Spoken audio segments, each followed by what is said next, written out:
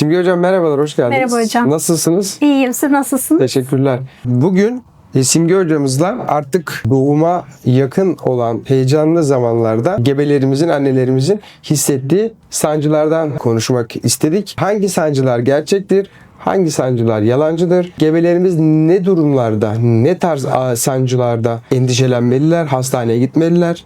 Bu konularda bizleri bilgilendirirseniz seviniriz. Evet, tabii ki. Hastalarla sürekli iletişim halindeyiz tabii ki. Her sancı doğumu başlatır mı? Bu çok önemli bir konu aslında. Bu tedirginliği bir ayırmak gerekiyor. Gerçek sancılar nedir? Yalancı sancılar nedir? Bunları bir söylemek lazım gerçekten. Baktığınızda bir gebelik gerçekleşmeye başladığı andan itibaren, yani rahme bir gebelik durumu düştüğü andan itibaren bir tutunma ile ilgili bir başlangıcımız var zaten. Rahim kaslı bir organ. İçeriye bebek oluşmaya başladığı anda o rahimin kasılıp gevşeme dokusuyla birlikte o tamamen sessiz kalmıyor. O da ona karşı bir tepki veriyor. O yüzden ilk zamanlarda ya da daha sonraki zamanlarda rahmin büyümesine bağlı olarak ara ara sancılar, ağrılar hissedilebiliyor. Bunların çoğu yalancı sancı dediğimiz Brighton Hicks kasılmaları olarak tanımlanıyor. Bu sancılar çoğu zaman düzenli değil. Belli aralıklarla, düzenli periyotlarla gelmiyor. Daha çok düzensiz. Bir geliyor, bir gidiyor. İstirahat ettiğimiz zaman geçiyor çoğu zaman.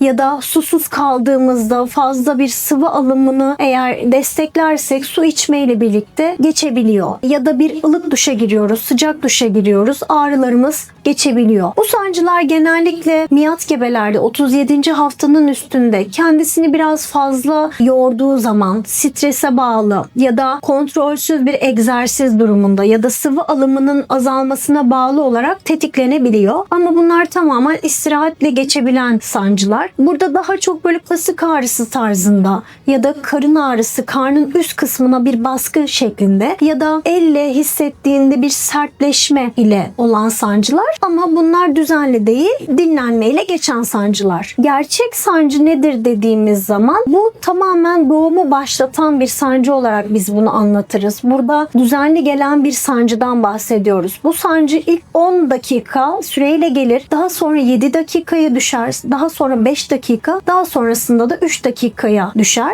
Ve çok sık düzenli aralıklarla, periyotlarla gelir. Dinlenmeyle geçmez. İstirahatle geçmez. Su içersiniz, sıvı alımını arttırırsınız, geçmez. Duşa girersiniz, geçmez. Sancı devam eder. Ve bu sancılar düzenli bir şekilde doğum kanalını açar. Rahim ağzını açar. Rahim ağzını kısaltır. Ve beraberinde eğer bir su gelişi varsa, nişan dediğimiz hafif böyle kanlı bir mukus varsa ya da ciddi bir kanama şeklinde de olabilir. Bebek hareketlerinde bir azalma varsa böyle durumlarda tabii ki mutlaka bizlere başvurmaları gerekiyor. Yalancı sancı dediğimiz sancılarda bir doğum başlangıcı olmaz. Bu bebeğe bir zarar vermez ya da rahim ağzında bir açılma olmaz. Ama gerçek sancılarda tamamen doğumu başlatan, doğumun ilerlemesine katkı sağlayan sancılar şeklinde olur ve belden başlayarak karna doğru yayılan ve kasılma şeklinde, aşağı bölgeye baskı şeklinde, hatta bazen sanki büyük tuvaletimi yapıyormuşçasına aşağıya baskı hissediyorum derler. Bunlar tamamen gerçek sancıların bir belirtisidir. Çok teşekkürler hocam katkılarınız için. Ben teşekkür ederim.